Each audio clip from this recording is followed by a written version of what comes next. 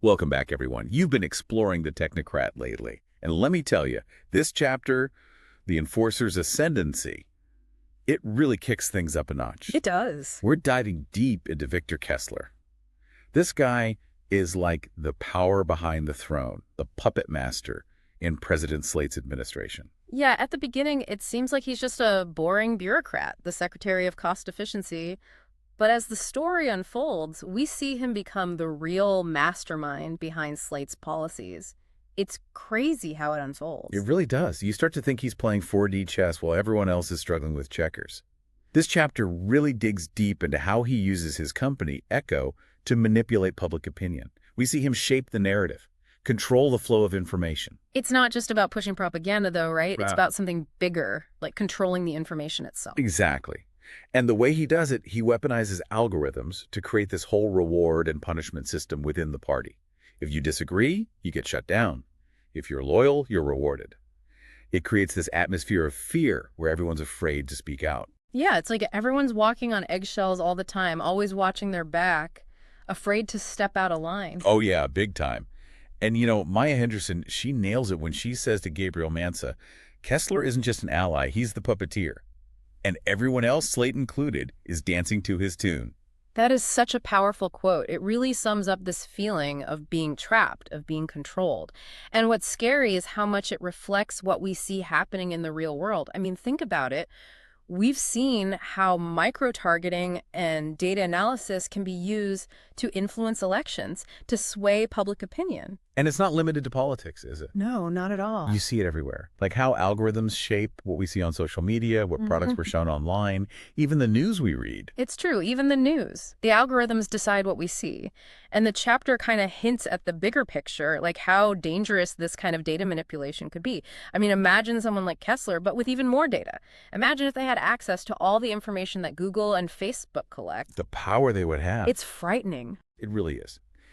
So we know Kessler has this grip on the political landscape. But then he decides to take things even further with this plan called Operation Unison. And that's when things get really scary. Operation Unison. It's like his attempt to get rid of democracy altogether, right? Like bypass all the messiness and inefficiency of the democratic process. He wants to streamline government by integrating Echo's algorithms directly into how laws are made. So basically, we're talking about a system where laws are created and passed based purely on data, based on what they think the public wants, even if it's not really what's best for them. Exactly. And Cypher, the leader of the circuit, puts it perfectly when he describes it as a system where he controls not just the government, but the narrative itself. It really sends chills down your spine. And what's even more unsettling is that Kessler sees this as a solution. He thinks he's doing the right thing, creating a more efficient, more streamlined system. Yeah, he even says, the future of governance is efficiency. The inefficiencies of democracy are no longer sustainable. Like, who gave them the right to decide that? Right. That's the big ethical question the chapter raises, doesn't it? Does efficiency justify getting rid of democracy? Can we really sacrifice our freedoms for a more efficient system? It makes you wonder, where do we draw the line? Could we end up in a world where everything is decided by algorithms, where we have no say in how our lives are run? It's a scary thought. It definitely is. And these aren't just questions for some fictional world. They're questions we're facing right now in our own lives. I mean, we're already having these debates about things like algorithmic bias, the ethics of AI, and how technology can be used to control people. That's like the chapter is holding up a mirror to society, showing us what could happen if we're not careful. Yeah. But there's still hope, right? The circuit, they're actively working to expose Kessler and stop Operation Unison. Yeah. They represent this idea that we can fight back, even when it seems impossible. They refuse to just accept things the way they are. And their plan is pretty bold. They want to hack into Kessler's private communications, gather enough evidence to expose him to the public. But let's be real, they're going up against someone with a lot of power. Oh, absolutely. And the chapter shows that tension, between Kessler's control and the circuit's scrappy, resourceful nature. Like in that scene where they managed to intercept those encrypted messages. Oh, yeah.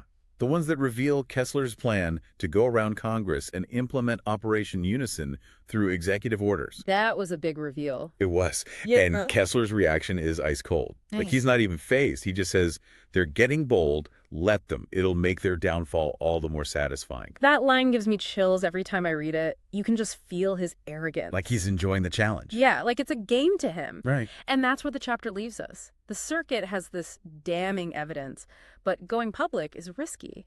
And Kessler, he's always one step ahead. The stakes are incredibly high. They are. It's a real cliffhanger. You just have to know what happens next. Will the circuit succeed? Can they actually stop Kessler? Or is it already too late? We'll have to wait and see how it all plays out in the next chapter, Operation Unison. But before we move on, I'm curious. What were your initial thoughts when reading this part of the story? What stood out to you the most?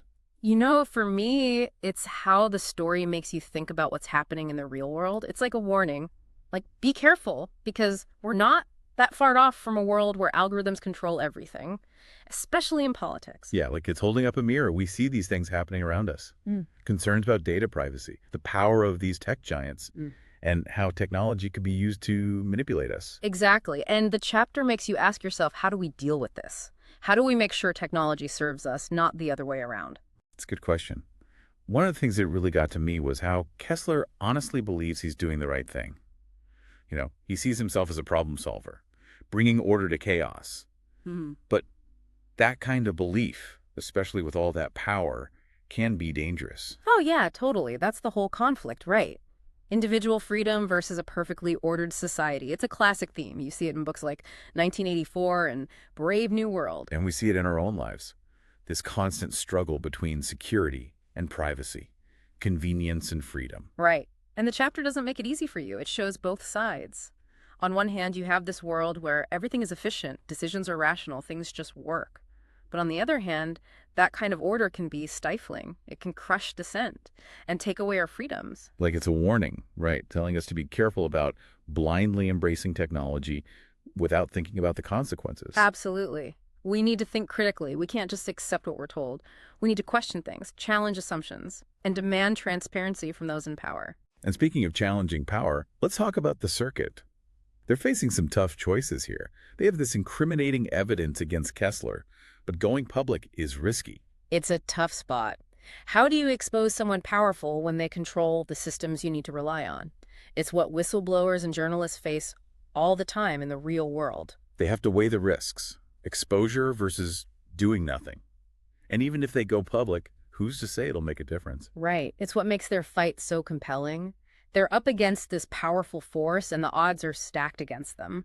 But they still keep fighting for what they believe in, even if it means putting themselves in danger. Yeah. It shows how much courage it takes to stand up for what you believe in. Sometimes you have to be willing to face the consequences. Absolutely. It reminds us how important it is to have people who will speak truth to power, hold those in authority accountable, and fight for a more just world. Their story also makes you wonder about individual power. Can a small group of people really make a difference against someone like Kessler and his company? It's a question that keeps coming up throughout history. Countless times we've seen small acts of resistance lead to massive movements for change. People standing up to dictators, fighting for civil rights, exposing corruption. It's a good reminder that even when things seem hopeless, one person's actions can inspire others and ultimately change the balance of power. Exactly. And it shows how important collective action is. The circuit may be small, but they're part of a larger network. People and organizations working to expose corruption, protect democracy, and hold the powerful accountable. It's good to remember we're not alone in this. There are others who share our concerns, people who are trying to make a difference, who are willing to stand up for what's right. It's a call to action, a reminder that we each have a part to play, whether it's supporting organizations, engaging in discussions, or just speaking out against injustice. It all makes a difference. You know, we've talked a lot about technology being used for bad things. But it's important to remember it's just a tool. It can be used for good, too. Oh, for sure. And that's where human choice comes in. We get to decide how we use it, what values are important to us, and what kind of future we want to create. Like this chapter is saying, hey, wake up, take control, shape the digital world. Don't just sit back and hope someone else will fix it. Right. It's our responsibility. The fight for a better future never ends. And it takes all of us working together, individuals, communities, everyone. So as we wrap up our look at the Enforcer's Ascendancy, I'm feeling a mix of anxiety and hope. Anxiety because of the threats to democracy, but hope because there are people fighting back, challenging the system, trying to make things better. And it reminds us that we all have a part to play in that fight. It's not about some big heroic act. It's about the choices we make every day, the conversations we have, and the values we live by. You know, one of the things that really struck me in this chapter was the whole idea of information control. It's really interesting how the chapter portrays information as a weapon, like something that can be used to manipulate, control, and even silence opposition. That's what makes Kessler so powerful. He knows how to use it. He gets it. He knows that in a world flooded with information, the one who controls the narrative have the power. And he uses that power to shape public opinion, discredit his enemies, and hold on to power. It's a reminder that we need to be media savvy, to think critically. We're constantly bombarded with information, so we have to be able to tell fact from fiction, spot bias, Yeah. and figure out what sources are credible. And it shows how important it is to support good journalism and organizations that are dedicated to giving us accurate, unbiased information.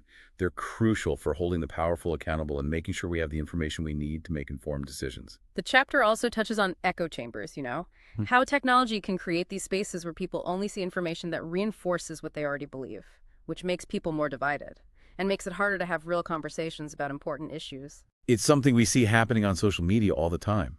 The algorithms feed us content that's designed to get us engaged, even if it's divisive or misleading. Right, and that's why it's so important to seek out different perspectives, to talk to people who disagree with us. Because it's only through open and honest dialogue that we can overcome division and find common ground. So we've covered a lot today, diving into the enforcer's ascendancy. We've talked about power, control, resistance, and how information shapes our world. And the chapter definitely leaves us with more questions than answers. What will the circuit do? Can they stop Operation Unison? What does this all mean for our own society? Those are questions we'll have to keep thinking about as we follow Gabriel Mance's journey. But for now, I'm curious, what are your takeaways from this deep dive? What resonated with you? You know what really got me thinking? It's that we're making choices all the time that are shaping the future, even if we don't realize it. Like, every click online, every article we read, every vote we cast, it all adds up. Yeah, it's like we're all connected in this huge network, and our actions, even the small ones, can have these huge ripple effects. Exactly. And this chapter really drives home the point that we can't just sit on the sidelines. We need to be informed, think critically, and make our voices heard. Absolutely. And there are so many ways to do that. You can support organizations that are fighting for transparency, have those tough conversations with people who disagree with you, or even just be more careful about what information you consume and share online. We've talked a lot about the dangers of technology being used to control us, but we can't forget that technology itself isn't good or bad. It's just a tool. It's up to us to decide how we use it. Right. It comes down to human choices. We decide what values matter to us and what kind of future we want to build. This chapter is like a wake-up call. It's telling us to take control, to shape the digital world, and not just wait for someone else to fix it. Yeah, we all have a responsibility. And like we said before, the fight for a better future never really ends. It takes all of us working together. So as we wrap up our deep dive into the enforcer's ascendancy, I'm feeling a mix of urgency and hope. Urgency because we see these real threats to democracy playing out in the story. But hope because there are people who are pushing back, who are working to make things better. It reminds us that we all have a part to play, even if it doesn't feel like a big heroic thing. It's the choices we make every day, the conversations we have, and the values we choose to live by that really matter. Well said. So until next time, everyone, keep those critical thinking skills sharp, stay engaged, and remember, we all have the power to shape the future.